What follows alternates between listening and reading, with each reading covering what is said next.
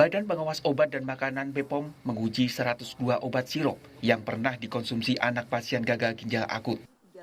33 obat sudah selesai diuji. Hasilnya, 3 obat mengandung senyawa berbahaya, ethylene glycol dan diethylene glycol. Kemudian dari 102 obat, itu ada 23 produk tidak menggunakan keempat pelarut tersebut ya, propilen glikol, polietilen, glikol, sorbitol, dan atau gliserin, sehingga aman digunakan. Ya, ada 7 produk yang sudah diuji, disampel dan diuji dan dinyatakan aman. 7 ya. Kemudian ada 3 produk yang telah dilakukan pengujian dan dinyatakan mengandung cemaran EG dan DEG melebihi ambang batas aman.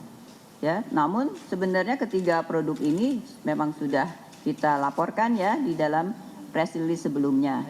Masih ada sisa 69 lagi produk masih dalam proses sampling dan pengujian. Ya.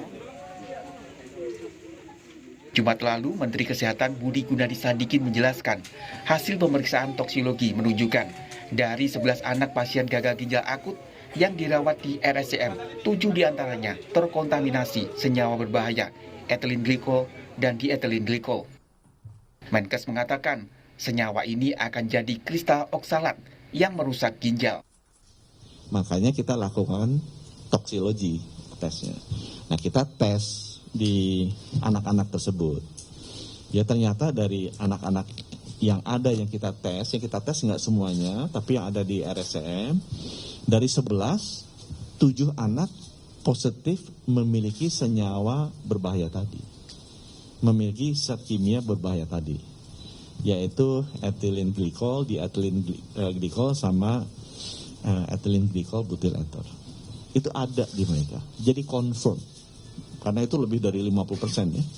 Itu 60%-an confirm bahwa ini disebabkan oleh senyawa kimia tadi. Sebelumnya, Badan Pengawas Obat dan Makanan BPOM menyatakan keamanan serta mutu obat-obatan menjadi tanggung jawab industri farmasi. Ini adalah sesuai dengan ketentuannya yang bertanggung jawab terhadap keamanan, mutu, dan khasiat obat itu adalah industri farmasi. Dan oleh karena itu, dan di dalam ketentuan pun, industri farmasi harus melakukan penjaminan melalui pengujian. Maka kami informasikan kepada industri farmasinya untuk melakukan pengujian terhadap bahan baku dan juga produknya, kemudian melaporkan kepada kami. Ini bukan... Menteri Koordinator Bidang Pembangunan Manusia dan Kebudayaan Muhadjir Effendi telah meminta Kapolri Jenderal Listio Sigit Prabowo segera mengusut dugaan pidana dalam produksi obat sirup anak yang mengandung senyawa berbahaya. Malam saya langsung telepon ke Pak Kapolri supaya kasus gagal ginjal akut ini diusut untuk ditelaah kemungkinan ada tidaknya tindak pidana. Penyebab gagal ginjal akut pada anak perlu segera ditelusuri hingga tuntas.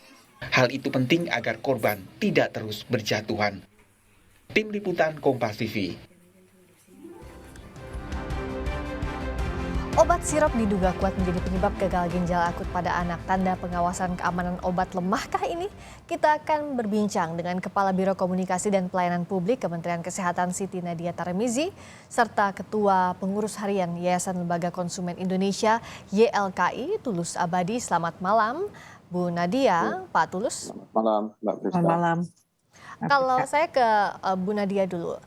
Sampai malam ini bagaimana perkembangannya update jumlah kasus gagal ginjal akut pada anak khususnya? Iya, sejak tentunya kita meningkatkan kewaspadaan ya terkait adanya gangguan ginjal akut progresif atipikal ini, sampai hari ini sudah dilaporkan ada 245 kasus dan di mana yang melaporkan ini sudah 26 provinsi.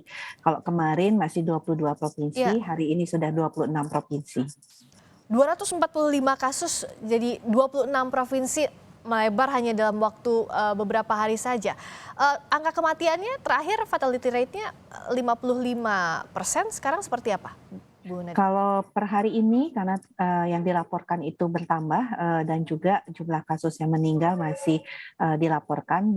Kalau kemarin kita mendapatkan 133, hari ini dilaporkan kasus kematian sebanyak 141. Jadi ada sedikit peningkatan dari fatalitas rate-nya yaitu sebesar 58%.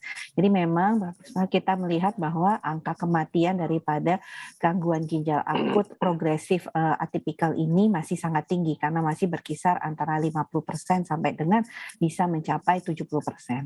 Kita khususnya orang tua melihat angka ini, apalagi membayangkan satu angkanya adalah nyawa satu anak begitu, Bu Nadia.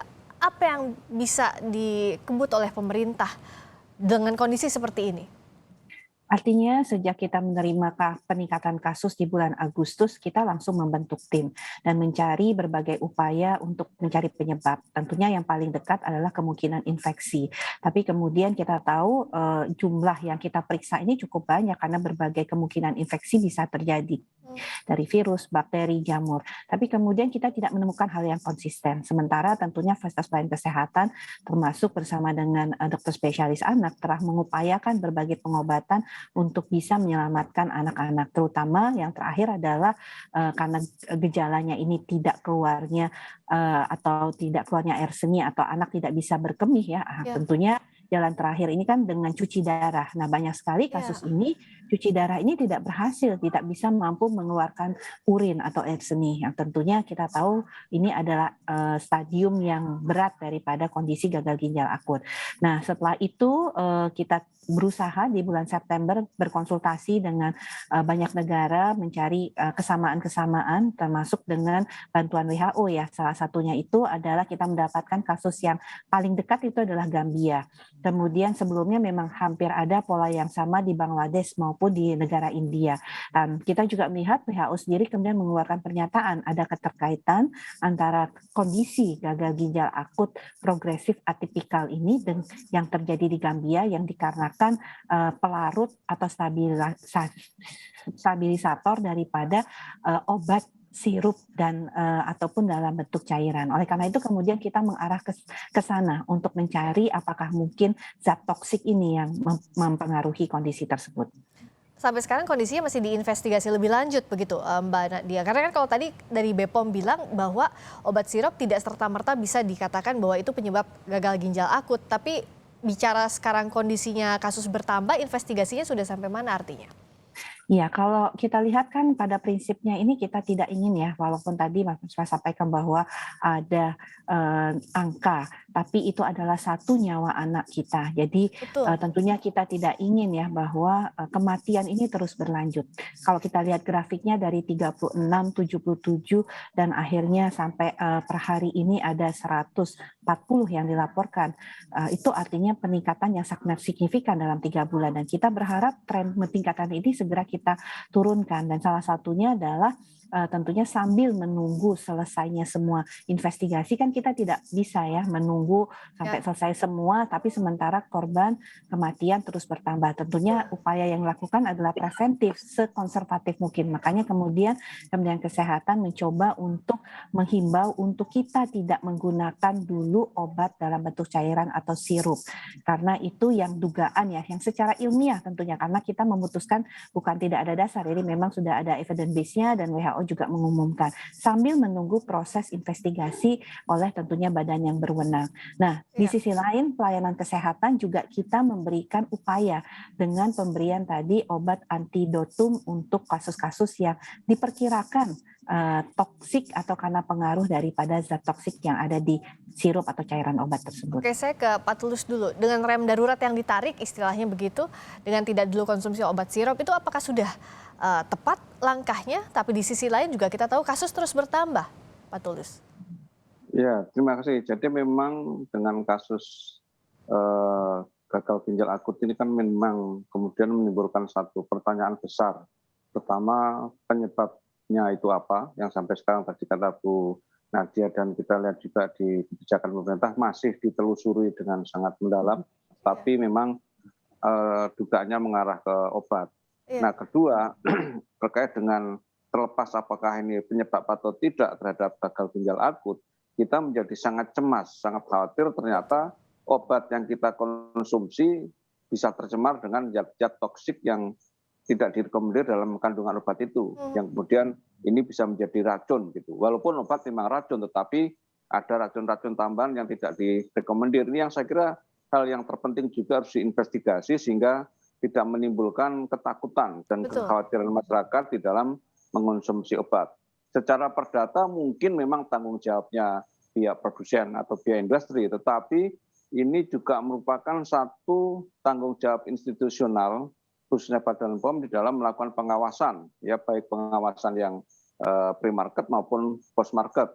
Karena kemudian sebagai lembaga yang punya tupoksi untuk melakukan pengawasan, ya harusnya memang harus lebih intensif di dalam melakukan regular inspection di dalam produk-produk obat dan makanan, apalagi menyangkut obat yang itu menyangkut nyawa dan kesehatan kita. Betul. Dan bagaimana bersikapnya kita? Apalagi izinkan saya berangkat dari kekhawatiran ibu-ibu, orang tua begitu. Karena yang dikonsumsi itu adalah yang dijual di apotek, legal, kita tahu ada izinnya, izin Badan POM. Nah, gimana Pak Tulus? Agar kita tidak panik berlebihan, tapi ya di sisi lain juga kita tidak harap-harap cemas, bingung begitu. Ya, literasi masyarakat terhadap obat-obatan itu kan tentu sangat terbatas ya. Kandungan zat aktif yang ada di dalamnya, kontraindikasi segala macam kan memang terbatas. Tetapi yang bisa dibaca oleh konsumen ketika menggunakan obat kan paling banter secara fisik hanya soal misalnya tanggal kadaluarsanya.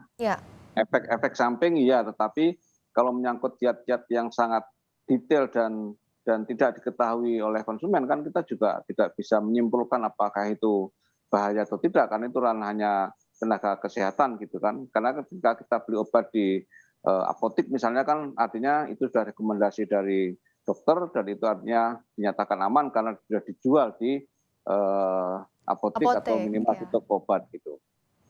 Kalau Bu Nadia bagaimana agar sederhananya begitu, agar sekarang masyarakat nggak terlalu khawatir tapi di sisi lain juga bisa berhati-hati begitu? Ya, yang pasti pertama adalah kita tahu bahwa proses produksi itu memang harus dilakukan quality control ya. Jadi sebenarnya kami mengapresiasi apa yang selama ini dilakukan oleh Badan POM. Jadi memang pengawasan tersebut sudah dilakukan dan juga sudah ada hal-hal sesuai dengan standar internasional. Kalaupun memang di dalam suatu proses produksi terjadi masalah, ya ini memang mungkin ya yang tentunya jadi pembelajaran kita ke depan. Nah, tentunya kami kalau dari sisi Kementerian Kesehatan adalah kami berusaha bergerak cepat, apalagi kesulitan kita adalah mencari penyebabnya. Waktu COVID kita langsung tahu penyebab virusnya, kita langsung bisa menentukan pengobatan dan bisa menemukan vaksinnya. Kalau ini kita belum tahu penyebabnya dan penyebabnya itu cukup banyak, karena itu ya kewaspadaan. Tetapi tentunya saya rasa juga Badan POM dengan sekian banyak obat yang harus diperiksa, itu juga mereka bergerak cepat untuk melakukan pengawasan. Oke, terakhir masing-masing saya ke YLKI dulu. Ada langkah hukum terkait dengan kasus ini yang direncanakan class action misalnya atau kepada siapa ditujukannya jika pun ada? Ya, kalau kita bicara langkah hukum, saya kira kita sambil menunggu objek ini yang jelas seperti apa, dalam arti penyebab utamanya apa. Karena kan penyebab utama ini kan belum ketemu apakah faktor obat atau virus atau apa yang seperti kata Bu Nadia dan juga para ahli yang mengatakan itu. Tapi kalau kemudian kita upayakan ada satu class action atau yang lain, saya kira ini juga kalau kita bicara itu ya harus berangkat dari korban. Apakah korban atau keluarga korban mau melakukan gugatan itu atau tidak gitu. Karena ini juga prosesnya panjang. Tetapi kita minta agar pemerintah bergerak cepat dan sinergis menyimpulkan kira-kira penyebab hulunya apa. Selain memang sudah katanya ada obat dari Singapura yang akan segera didatangkan, tapi kita harus jadi pembelajaran. Kok ini muncul tiba-tiba secara masif dan juga terjadi di negara lain. Tetapi yang menjadi pertanyaan besar dan menimbulkan kekhawatiran kita semua adalah soal kandungan obat yang ternyata ada zat aktif yang bersifat toksik yang bisa mematikan gitu. Iya. Nah, kalau dari Kementerian Kesehatan tadi disinggung juga oleh Pak Tulus soal obat gagal ginjal akut Fomepizol ini sudah datang, distribusinya seperti apa itu kan penanganan. Tapi di sisi lain agar tidak jatuh lagi korban, seperti apa yang disiapkan dari Kementerian Kesehatan? Termasuk juga untuk kalau amanatnya Pak Jokowi kan tegas kemarin ya, harus diawasi betul industri obat-obatan. Ya, jadi saya sepakat sekali dengan yang Pak Tulus sampaikan ya. Jadi kita mari sama-sama mencari solusi ya untuk situasi yang sedang kita cari ini upaya untuk penyebab dan bagaimana untuk bisa menyelamatkan anak-anak kita. Jadi memang seperti yang kami sampaikan dan juga kita lihat ya sore ini Badan POM juga melakukan informasi ya mengenai obat-obatan yang sudah diperiksa sehingga tentunya ini akan mengkerucutkan dan lebih bisa mencari penyebabnya. Jadi sementara ini kewaspadaan dan tentunya tadi kami kembali lagi mengingatkan para orang tua karena satu bahwa hindari dulu penggunaan obat cair ataupun obat dalam bentuk sirup. Kita kalau anak kita demam tentunya kompres ataupun juga bisa menggunakan mungkin seperti dulu ya diberi bawang atau beri minuman jahe atau pada istirahat yang cukup. Pastikan kecukupan cairan karena biasanya kalau anak demam malas minum dan sebagainya. Yang kedua yang harus diperhatikan jumlah dan frekuensi berkemih dari anak-anak kita. Kalau mulai terjadi penurunan, sebaiknya segera datangi fasilitas pelayanan kesehatan. Dan yang tentu paling baik adalah menjaga anak kita sehat ya, Rizka. Jadi pastikan makan bergizi, minum yang cukup, lengkapi imunisasi. Kami ingin menegaskan sekali lagi bahwa ini tidak terkait dengan vaksinasi COVID ataupun vaksinasi rutin yang diberikan kepada anak-anak. Nah, komunikasi ini harus clear ya, agar tidak ada disinformasi juga ya, Bu Nadia. Dan tadi dipastikan bahwa fomepizol obatnya juga sudah siap didistribusikan begitu ya? Singkat saja. Iya, betul. Jadi dari 10 fomepizol yang kita datangkan pertama kali dan ini memberikan hasil yang baik. Jadi anak yang memburuk itu tidak menurun kondisinya dan yang membaik itu akhirnya bisa berkemih kembali dan nanti akan datang lagi 16 dan pemerintah akan memesan sebanyak 200.000. Tapi kita berharap jangan ada lagi kasus tentunya. Langkah cepat harus diambil karena satu angka bertambah artinya ada satu nyawa anak kita yang hilang. Anak Indonesia jangan sampai itu terjadi, harus ada langkah cepat dan juga komunikasinya harus clear juga ke publik agar jangan ada disinformasi. Terima kasih Ibu Siti Nadia Tarmizi, terima kasih Pak Tulus Abadi telah bergabung di Sapa Indonesia Malam.